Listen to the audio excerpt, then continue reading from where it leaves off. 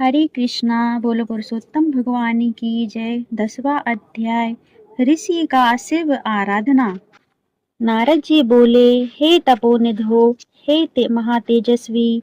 क्रोधी दुर्वासा विचार कर ऋषि कन्या से क्या बोले वह मुझसे कहो। सूत जी बोले, हे ब्राह्मणों, नारद का वचन सुन। नारायण बोले, दुर्वासा का गुप्त वचन सबका हित करने वाला है।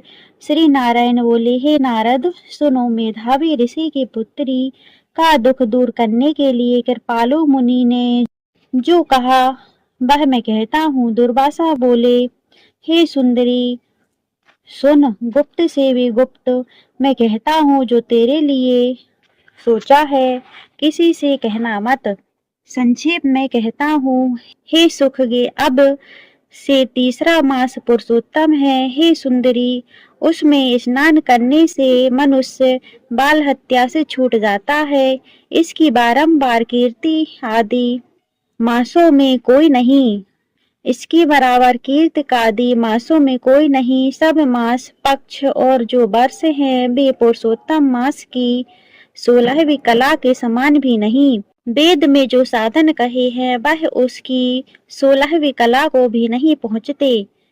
12,000 वर्ष तक गंगा स्नान करने से जो फल होता है और सिंह के बृहस्पति में गोदावरी और कृष्ण गंगा के एक बार स्नान करने से जो फल होता है, हे सुंदरी, वही फल कहीं भी एक बार स्नान करने से ही पुरुषोत्तम मास में प्राप्त होता है। वे बोले, हे वाले, श्री कृष्ण के प्रिय पुरुषोत्तम मास में स्नान, दान, जप आदि करने से सब मन वांछित फल प्राप्त होते हैं। इसलिए तू शीघ्र पुरुषोत्तम भगवान की सेवा कर। हे बाले, एक समय मैंने क्रोधित होकर अम्बरीश को भस्म करने के लिए कृत्या छोड़ी, तब हरि भगवान ने जलती हुई वही कृत्या मुझे ही भस्म करने को लौटा दी। तब पुरुषोत्तम के व्रत से ही यह चक्र चला गया। हे सुंदरी, वह चक्र त्रिलोकी को भस्म कर सकता है, परंतु मेरा कुछ नहीं हुआ तो मुझे आश्चर्य हुआ। हे सुभगे, इससे श्रीमान पुरुषोत्तम को भज। मुनिराज मुनि कन्या से ऐसा कह चुप हो गए। श्री कृष्ण बोले, हे अर्जुन, दुर्वासा के वचन सुन। होनहार के बस वह मूर्ख सती वाला मन में क्रोध कर मुनि श्रेष्ठ दुर्वासा से बोली, हे ब्राह्मण, आपका कथन मुझको अच्छा नहीं लगा।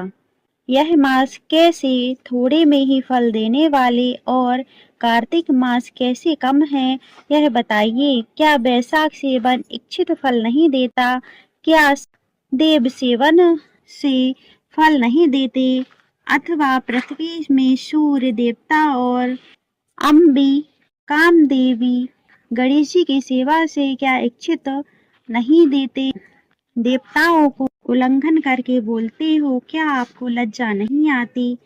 मलिन मास तो सब कर्म में निंदित है। हे मुनि, सूर्य कांति रहित मल मास को श्रेष्ठ कैसे कहते हो? मैं सब दुखों से पार करने वाले श्री हरि को जानती हूँ। हे भूदेव, मैं रात दिन विचार कर इनको देखती हूँ, दूसरे को नहीं जानती। जीवन राम और पार्वती पति शंकर से बड़ा कोई देवता नहीं है जो मेरा दुख हरे। हे विपेंद्र, हे मुनि, इनको छोड़ मलमास को क्यों भजते हो? ऐसा ब्राह्मण पुत्री ने क्रोधी दुर्वासा से कहा। तब शरीर क्रोध से जलने लगा, नेत्र लाल हो गए, तो भी मित्र की पुत्री वाला को कृपावश शाप नहीं दिया। सोचा, यह मूढ़हीन बुद्धि हिताहित को नहीं जानती, पुरुषोत्तम महत्व को पंडित भी नहीं जानते, तो कम बुद्धि वाले पुरुष और कन्या कैसे जाने?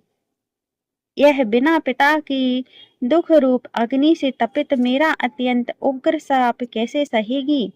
यह सोच मन में आए हुए क्रोध को कृपा से दूर करते हुए मुनि स्वस्थ और व्याकुल वाला से दुर्वासा बोले, हे मित्र की कन्या होने के कारण मैं तुझसे कुपित नहीं, तुझे जो अच्छा लगे वही कर। हे वाली, कुछ भविष्य की ओर कहता हूँ, सुन। तूने जो पुरुषोत्तम मास का निरादर किया, उसका फल यहाँ या अगले जन्म में मिलेगा। मैं नर नारायण के स्थान को जाता हूँ। हे भीरु, तेरा पिता मेरा मित्र था, इससे तुझे शाप नहीं दिया कि तू बालक है। शुभ अशुभ हित अहित को नहीं जानती, तेरा कल्याण हो, मेरा समय नष्ट ना हो। जो शुभ अशुभ होने वाला है वह तो होगा ही, किसी से भी दूर नहीं हो सकता। श्री कृष्ण बोले, ऐसा कह महाक्रोधित तपस्वी मुनि वहां से चले गए। उसी क्षण पुरुषोत्तम के अनादर से वह कन्या कीर्तिहीन हो गई। उसने विचार किया कि मैं तत्काल फलदाता पार्वती के पति देवेश शिव शंकर की आराधना करूंगी। हे राजन, मेधावी ऋषि की पुत्री मन में निश्चय कर अपने आश्रम में जा महाकठिन तप करने को तैयार हुई। सूत जी बोले, वह वाला प्रबल मुनि के वचन त्याग, बहुत फल देने वाले विष्णु को छोड़, सावित्रपति ब्रह्मा को छोड़, केवल शंकर जी की सेवा करने लगे।